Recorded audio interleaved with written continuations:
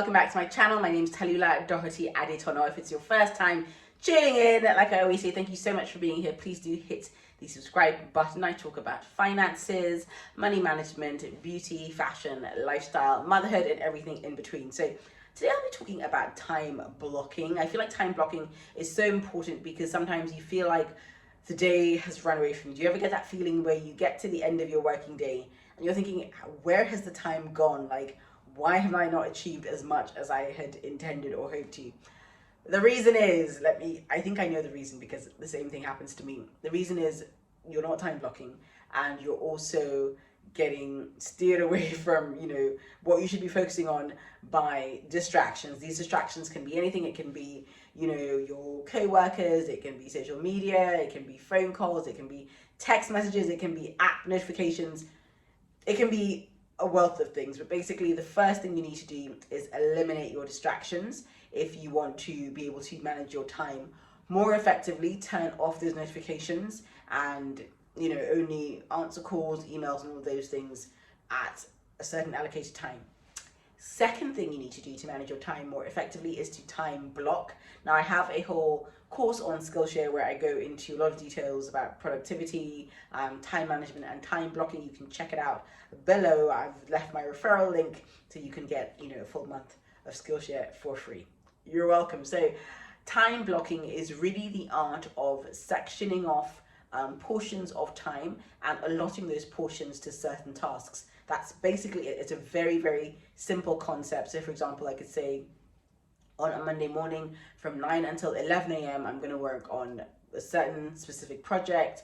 Then 11 to 11:30, 11:45, I'm going to take a break, have some juice, do whatever I want to do during that time. And after that, I will continue with my day according to how I have time blocked out my calendar or even my digital planner or my physical planner. I like using physical planners because I feel like just the art of time blocking, physically is more satisfying for me. I have my own physical planners, which you can also check out down below if you're interested, or if not, you can find a wealth of physical planners over on Etsy. So time blocking is the number one way I would say you can manage your time a lot more effectively.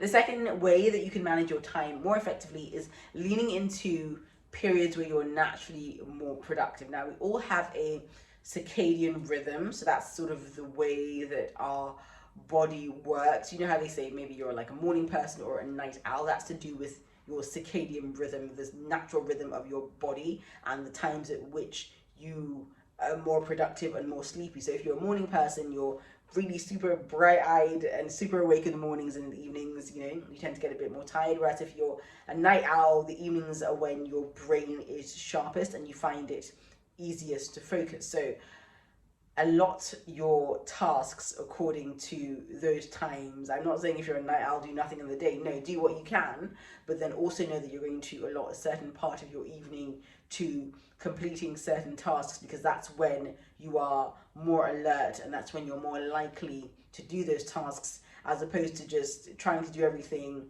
maybe at 11 a.m. when that's not really the time of day that you perform best. And if you're a morning person, then and